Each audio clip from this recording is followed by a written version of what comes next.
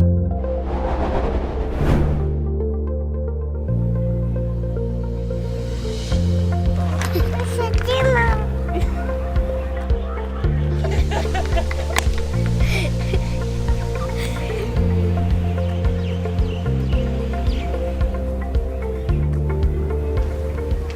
меня мама дома готовит, стирает белье, гладит, помогает нам, убирается, еду готовят, одевают. Мама всегда работает, папа тоже. Иногда. Они иногда с нами играются, потом уже работают. Помогает, убирает. И детям помогает делать уроки. Папа на работе и нам зарабатывает деньги, чтобы мы могли купить или еду, или еще что-нибудь.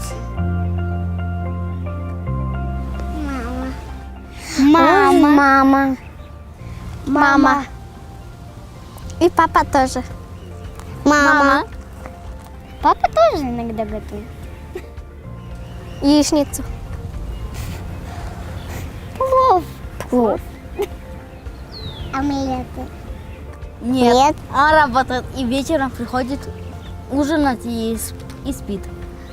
Ужин готовит мама, а иногда еда остается, мама просто берет, согревает и нам дает. Мама. Мама. А когда папа приезжает, то тогда папа. А папа работает. Мама и папа. Мама. Бабушка. Потому что он не хочет, а я всегда хочу все делать.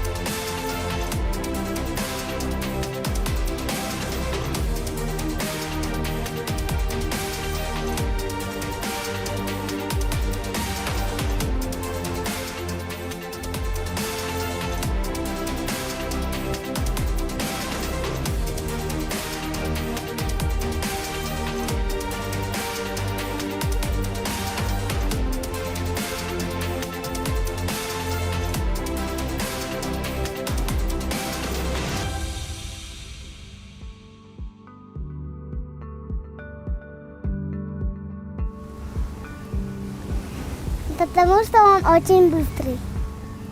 Потому что у него не было, таких вот, как у меня препятствий. Потому что у меня была другая трасса, а у него была простая. Потому что у него не было игрушек.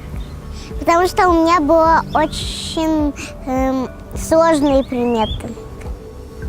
Потому что у меня не было препятствий, а у нее было... Она собирала игрушки, строила замок, кегли расставляла, и поэтому я первый прибежал. Потому что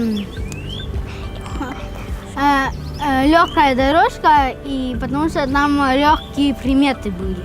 Вот почему.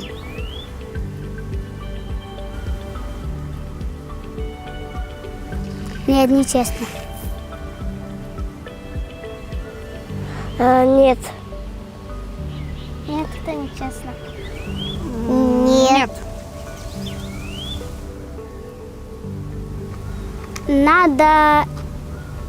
помочь или мне тоже игрушки поставить. Такое же препятствие сделать.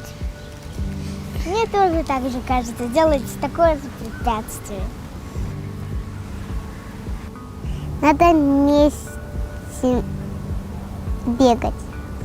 Или убрать с моей дороги препятствия, или ему тоже поставить то же самое. Я тоже так считаю, это правильно.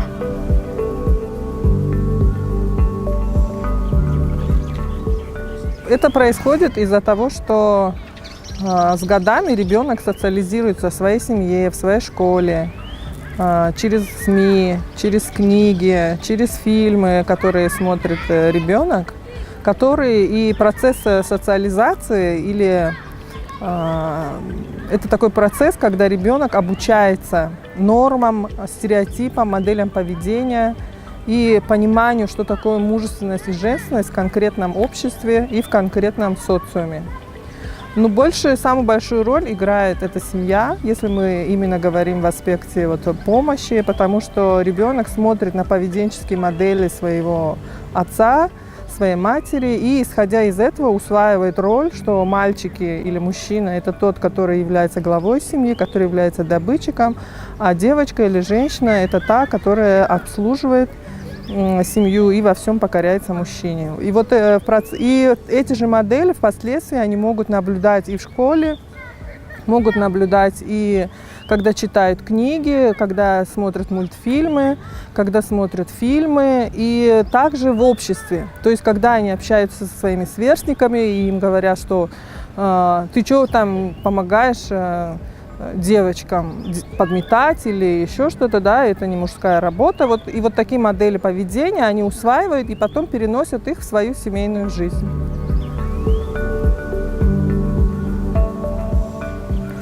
Нет специфического возраста. Это происходит постепенно с периодом взросления. То есть и зависит от того, внутри семьи тоже какие отношения. И потом в какие они попадают в среды. Да? Есть, например, такие примеры, когда наши семьи едут в Европу или там в Америку, они видят совсем другие модели поведения в семье. И начинают тоже уже задавать вопросы, почему вот здесь вот так, почему там папа готовит, почему папа убирает, да, то есть почему он там делает такое, а в нашей семье не так. То есть это происходит, мне кажется, нельзя, я не читала ни в какой литературе, что есть какой-то момент, но это, наверное, постепенный процесс, в результате которого происходит вот это обучение. Наверное, чем старше становится ребенок, мальчик или девочка, тем больше они понимают, какие модели поведения необходимо демонстрировать, чтобы показать свою мужественность или женственность. Здесь нужно комплексно смотреть на этот вопрос. Нужно бороться или преодолевать вот эти стереотипы гендерные о роли мужчин и женщин, и чтобы они не пронизывали хотя бы систему образования, СМИ, да, как отражаются образы женщин в СМИ, как отражаются, например, образы мальчиков и девочек в тех же учебниках. То есть это должна быть всеобъемлющая стратегия такая или всеобъемлющий подход для изменения вот этих стереотипов, для пересмотра учебных материалов, для пересмотра или для разработки вот этих этических стандартов СМИ, как они могут показывать мужчин и женщин. Ну и, соответственно, исходя из этого, менять роли в семье, но это процесс сложный.